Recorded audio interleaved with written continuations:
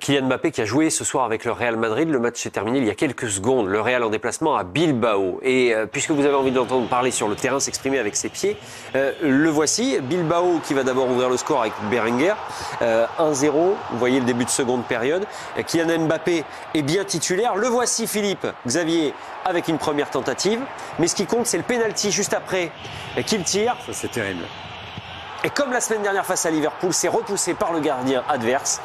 Le Real, on va en parler de la performance de Kylian Mbappé. Mbappé qui est directement lié à l'égalisation parce que c'est lui qui frappe le tir est repoussé. Bellingham reprend un partout. Oui, mais Madrid a finalement perdu avec ce but de Guruceta à 10 minutes de la fin.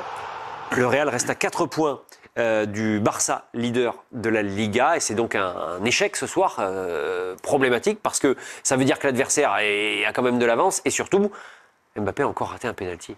Et là, les critiques vont commencer à être beaucoup plus lourdes à vivre en Espagne. Il y a plusieurs choses. Déjà, la performance du Real dans sa globalité, où collectivement, on sent que c'est quand même une équipe qui n'est pas forcément au mieux. Alors, il y a beaucoup d'absents, ça c'est évident.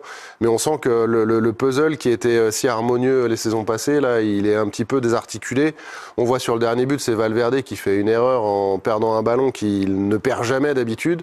Donc, on sent que les têtes sont pas forcément bien.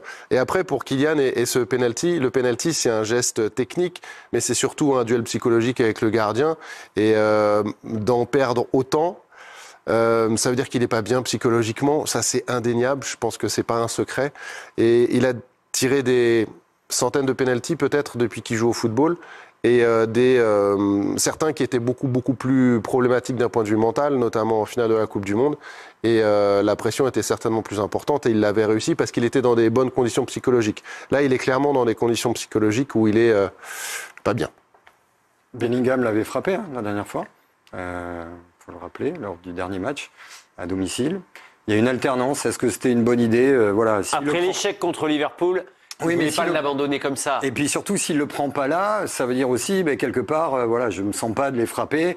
Il est l'heure. C'est un joueur clé de son équipe. Alors que Carlo Ancelotti avait dit que c'était de l'altruisme. Exactement. Alors l'altruisme, ok, mais là, c'est son geste technique. Sa course n'est pas bonne. Mais encore une fois, voilà, c'était à Bilbao contre le 4e du championnat espagnol qui a fait très mal au Real. Et lorsque vous courez tout le match dans le vide, que vous n'avez pas le ballon, vous êtes coupé en deux du reste de l'équipe. C'est le cas de Rodrigo et de Mbappé.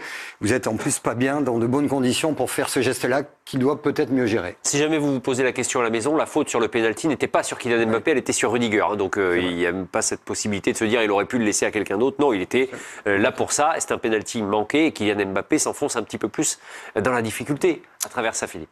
Complètement. Le Real Madrid ou Mbappé qui est responsable, c'est un peu l'œuf ou la poule. Le Real Madrid en ce moment est vraiment une équipe quelconque.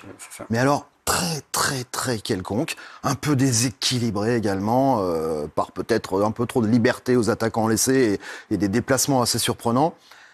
Sur la prestation individuelle de Kylian Mbappé ce soir, malheureusement, on constate qu'il n'y a pas de progression. Mbappé au Real Madrid, c'est un choix du président Florentino Pérez. Donc l'échec de Mbappé, ça sera aussi l'échec du président parce que le Real n'avait pas besoin de Mbappé, mais avait besoin d'un attaquant. Même le coach Ancelotti la saison dernière avait demandé à un numéro 9, pas spécialement Mbappé.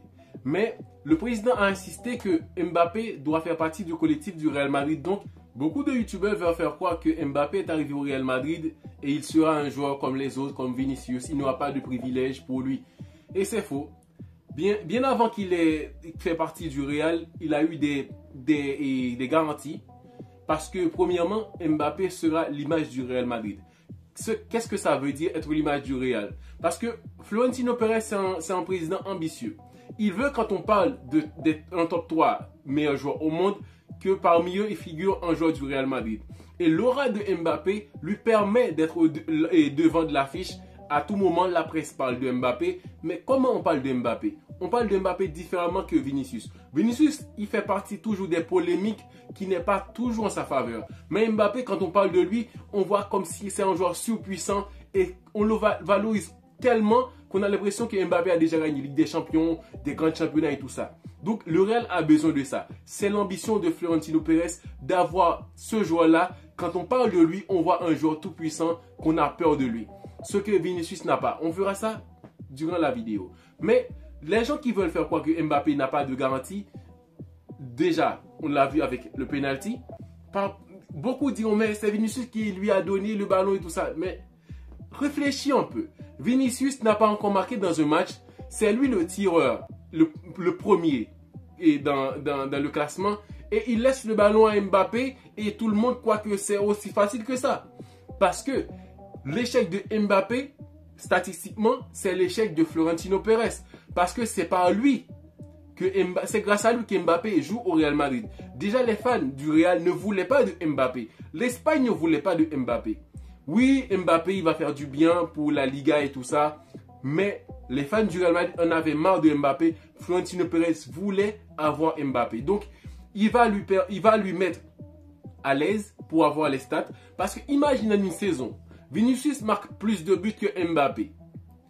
Et le Real Madrid fait saison blanche, ça sera le bordel total. Parce que le Real avant n'avait pas besoin de Mbappé, avait plus de stabilité. Et dans le jeu du Real aujourd'hui, on voit que Mbappé, ça défigure le jeu du Real Madrid. On ne sait pas si Real attaque et direct, on ne sait pas s'il joue possession. Il y a presque plus de stabilité dans l'équipe. Et déjà, il manque un joueur clé qui donnait la stabilité dans le jeu, qui pouvait faire sortir les ballons et tout ça. Donc le Real, c'est compliqué en ce moment.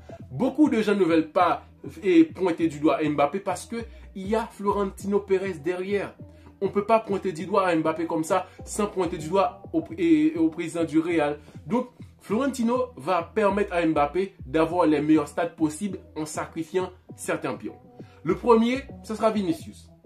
Parce que Vinicius, non plus, je comptais sur lui pour avoir l'étoffe d'être leader au Real Madrid. Mais non, il n'est pas un leader. C'est pour cela aussi que la saison dernière, on a vu un Bellingham surpuissant parce que Vinicius n'avait pas l'étoffe d'un leader. Mais Bellingham, il a le caractère. Il est un joueur qui peut s'imposer. Marqué un but contre une équipe en bois le dimanche. Ah, c'est pas mal, c'est mieux. Et oui, il a marqué un but. Et puis après, il y a une belle équipe. Tous les médias, ça. Hein. Et puis, non, mais bien sûr. Et après, il y a une belle équipe. Et c'est l'ombre de lui-même. Donc hier, ok, il a marqué un but. En plus, un beau but, parce qu'il en a marqué assez peu au Real Madrid, des beaux buts. Donc on peut ça le souligner. Je le mets à son crédit. Mais bon, un match, c'est pas un but de 30 secondes qu'on revoit 4 fois. C'est l'entièreté de la rencontre. J'ai aussi vu qu'il a raté plusieurs occasions. Le Mbappé, celui que j'aimais avant, hier, il mettait pas un but. Il en mettait 2 ou 3. Il faut être exigeant avec lui. Alors que soit on passe notre temps à dire il est malade psychologiquement, ne disons rien. Mais sauf que moi, je suis chroniqueur de sport, donc de foot. Donc j'analyse ces matchs. Donc pour le moment, il m'en manque toujours. La presse est divisée, la presse espagnole est divisée, la presse française également. Alors on a voulu poser la question aux socios, aux supporters du Real. Et c'est la raison pour laquelle Lino Giafferi s'est rendu à la sortie du stade Bernabéu hier après match.